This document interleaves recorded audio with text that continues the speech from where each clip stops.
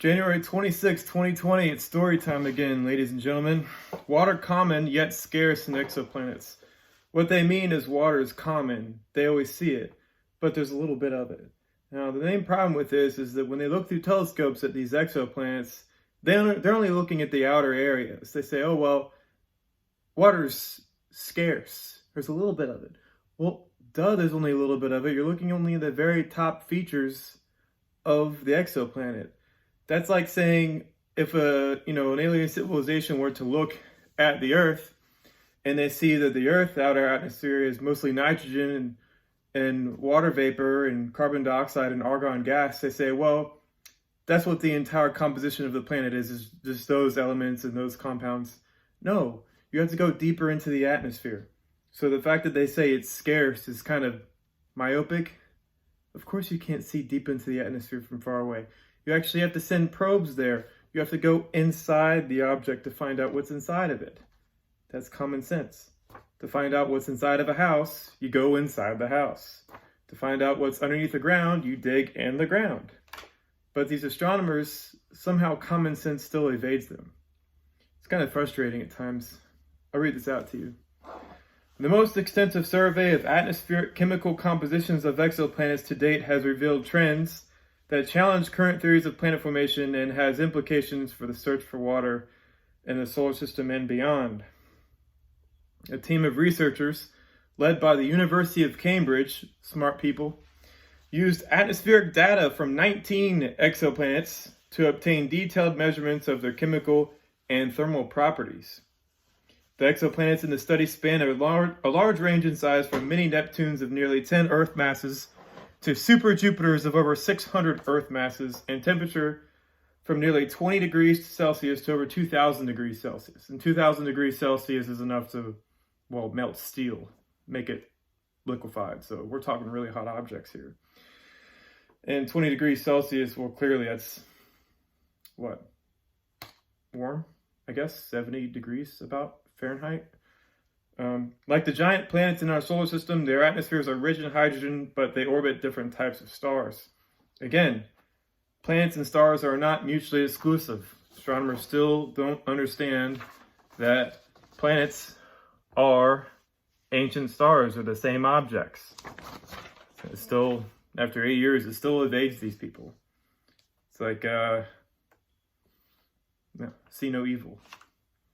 The researchers found that while water vapor is common in the atmospheres of many exoplanets, the amounts were surprisingly lower than expected, while the amounts of other elements found in some planets were consistent with expectations. The results, which are part of a 5-year research program on the chemical compositions of planetary atmospheres outside our solar system, are reported in the Astrophysical Journal Letters. Astrophysical Journal Letters, don't know what that is. Don't really care, but I can guarantee you it's an incredibly conformist journal, and it's managed by peer reviewers who will do their damnedest to prevent any new type of idea from being shared, just like the Astrophysical Journal. They do not want ideas to rock the boat. They want conformity. They want predictability. They want safe papers. They don't want people running around doing what I'm doing, saying, well, these guys are they're full of it. But anyways, quote here, "We are seeing the first signs of chemical patterns in extraterrestrial worlds. We're seeing just how diverse they can be in terms of their chemical compositions." That's a lie. We're seeing the first signs of chemical patterns in extraterrestrial worlds. No, they're not. The first chemical patterns in extraterrestrial worlds were the spectrums of stars. These are extraterrestrial worlds. We've been measuring the chemical compositions of extraterrestrial worlds since we started looking at them with spectroscopic surveys. Basically, you cut up the light beam and you can see what elements are inside the star's visible spectrum. That's what that word is. That's what it is. So the fact that they sit there and they say, well, we're doing this for the first time. No, you're not. You don't have... They're looking at these objects with an outdated worldview and then they're saying, oh, we're doing it for the first time. No, you have to update your worldview and realize that you've always been doing that. It's always been happening. You've always been measuring the chemical compositions of these objects the entire time. Anyways, in our solar system, the amount of carbon relative to hydrogen in the atmospheres of giant planets is significantly higher than that of the sun. This supersolar abundance is thought to have originated when the planets were being formed, and large amounts of ice, rocks, and other particles were brought into the planet in a process called accretion. Again, they think that the objects orbiting the sun were formed from the sun's leftover remains. That's why they have to use the word supersolar. No, the objects orbiting the sun are vastly different ages, and they're in different stages of their own evolution. They're not related to the sun at all. So they say that they're supersolar. That's completely missing the point. They're dealing with objects that evolved on different timescales that are vastly different ages, that are all many, many hundreds of millions, if not tens of billions, of trillions of years older than the sun. But that's not allowed. The Astrophysical Journal letters would throw that idea in the trash can regardless of if it's actually correct.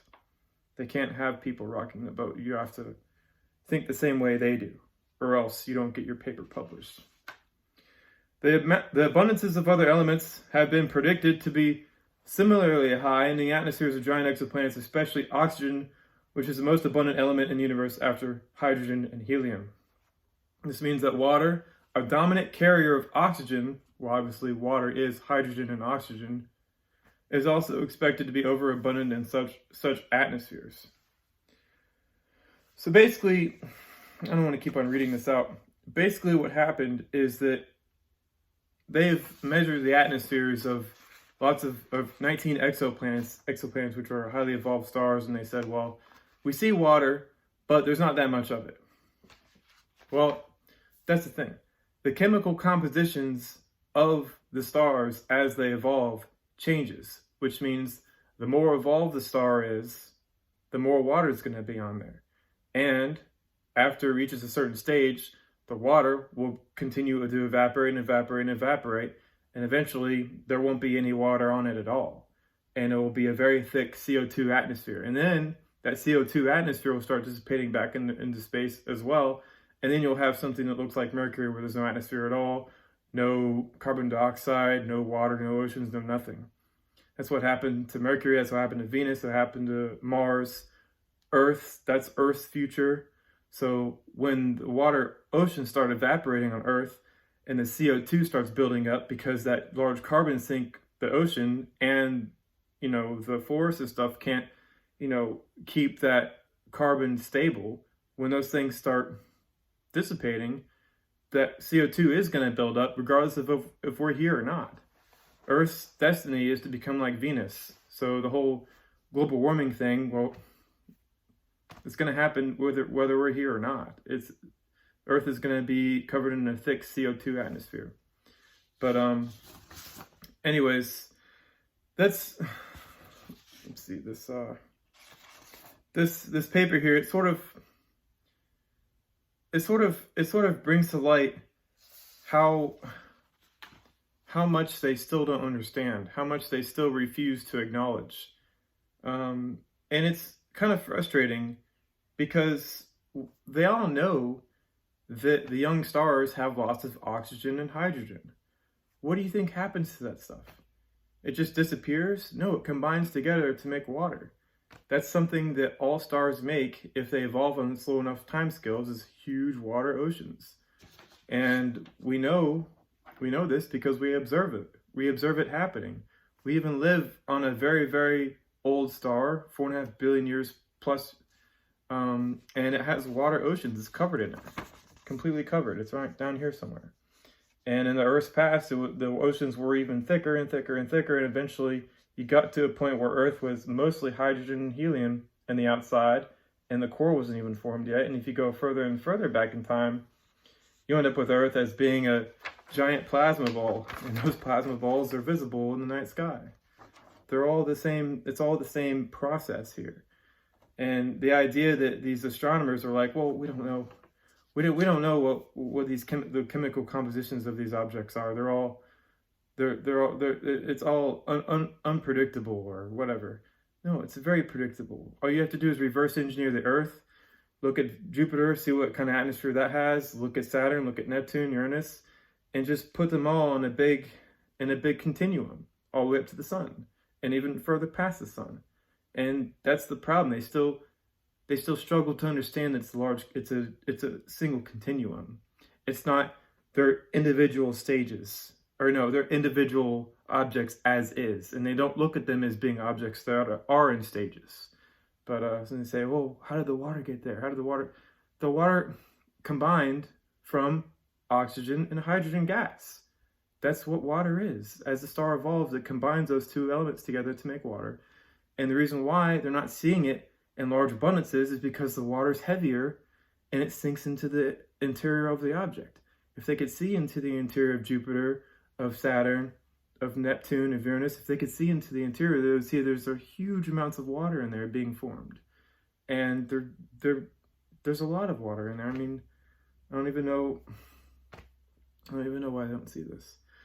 All right, guys, I think I made this talk long enough. I'll link this paper to the bottom. It's a Science Daily article. I don't actually have the paper linked, but it just shows that, I don't know, that if they would just pull their head out of the sand and just see the obvious, maybe they'd get it. I don't know. From my perspective, it's been over 8 years and they still struggle with the simplest of things here. All right, later.